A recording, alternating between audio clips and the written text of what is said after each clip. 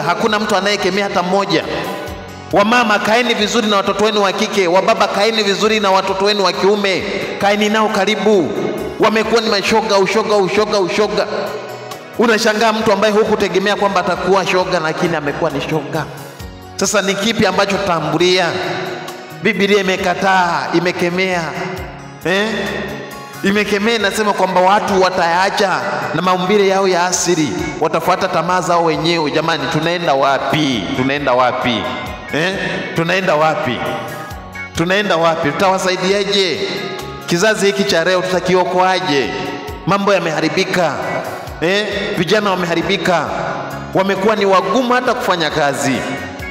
Wako tayari kulalamika tu, kama ni mtandaoni utaona wanalalamika mtandaoni.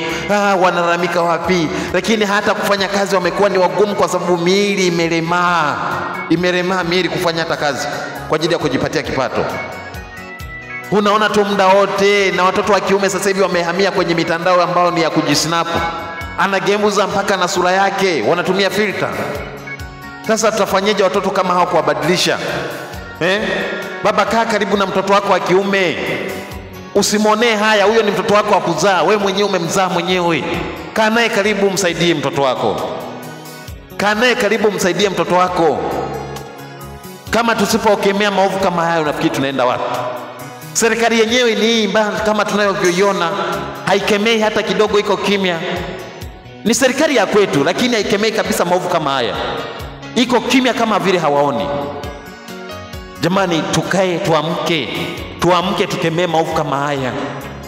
Kama mtoto wako anasoma shule za private, na kushauri mapema sana, baba, mama, na kushauri kama mtoto wako wa kiume, mtoto wako wa kike anasomea shule za private, kaa naye karibu mtoto huyu. Walio wengi wanaharibika huko.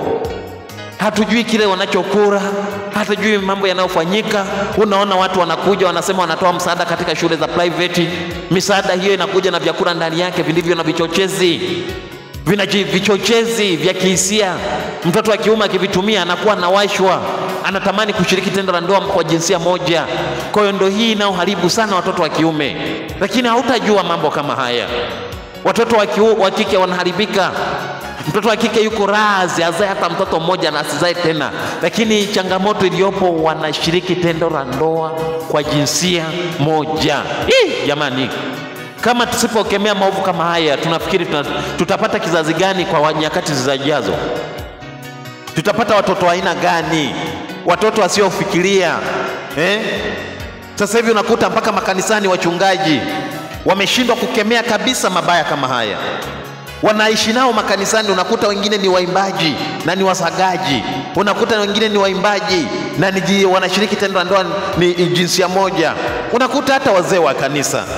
Serikalini unakuta hata ni askari polisi, lakini anafanya yale. Unakuta hata ni mbunge anafanya yale. Utaona wameyakemea serikalini. Kama serikalini wamekaa kimya, basi sisi tushike nafasi kama hii, tupate kuwasaidia kizazi kama hiki, tupate kuwasaidia angalau wapate kuokoka.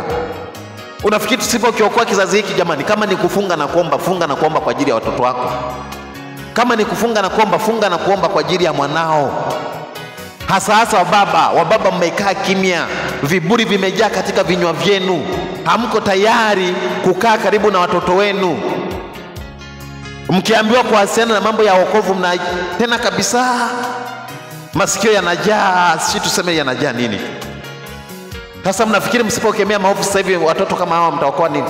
Kizazi kijacho ni mtu ambaye ulikuwa utegemei kabisa kwamba atakuja kuwa shoga, na ndio leo hii amekuwa shoga. Unafikiri utamsaidiaje mtoto kama huyu? Tutakiokoaje kizazi kama hiki? Tutapata msaada gani wa kumwokoa mtoto kama huyu? Tunahitaji tuwasaidie watoto kama hawa jamani, tuwasaidie wapate kuokoka katika hali hii walionayo. Tuwasaidie. Kama ni kuomba, omba sana. Kama ni kufundisha imani yako, mfundishe sana, mweke karibu. Hasa wababa, lieni kwa ajili ya watoto wenu wa kiume. Wababa ndio mmekuwa wazembe kuliko hata wamama. Heri mama analia usiku na mchana kwa ajili ya kuombea watoto wake, lakini wababa imekuwa ni shida, na ndio wapinzani wa kwanza. Zamani ilikuwa wapinzani walikuwa ni wanawake, lakini sasa hivi imerudi kwa wanaume. Wanaume hawako karibu kumtafuta Mungu, japo tunajua hata wanawake wako karibu sana kumtafuta Mungu, lakini na wao pia wamo wale wanaoishi. Hata kama wametajwa kwenye Biblia kuwa ni jeshi kubwa, lakini tunahitaji tutengeneze kizazi ambacho kitaamka. Haya maovu yamekisiri. Mnaona serikali yenu iko kimya, basi shikeni nafasi nyinyi wenyewe meyakemea haya maovu. Kaa vizuri, kaa karibu na watoto wa kiume, kaa karibu na watoto wa kike, tupate kuwasaidia.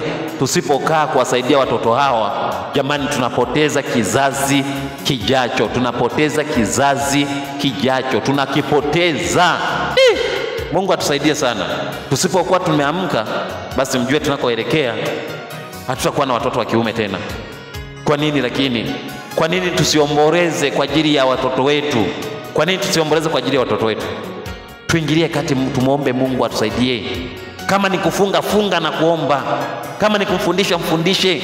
Kama ni kumwonya, mwonye. Mpe na hasara zake ni zipi. Jamani, halo, Mungu atusaidie.